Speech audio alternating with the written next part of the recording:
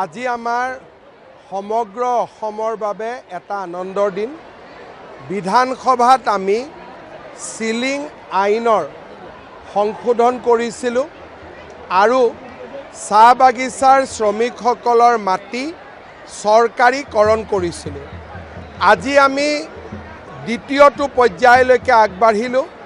আজি আমি মাটিৰ প্ৰপত্ৰ বিতৰণ কৰিলোঁ আৰু প্ৰপত্ৰসমূহ পূৰণ কৰি শ্ৰমিকসকলে চৰকাৰক উভতাই দিয়াৰ লগে লগে বাগিচাত মাটি প্ৰদানৰ প্ৰক্ৰিয়াটো আৰম্ভ হ'ব।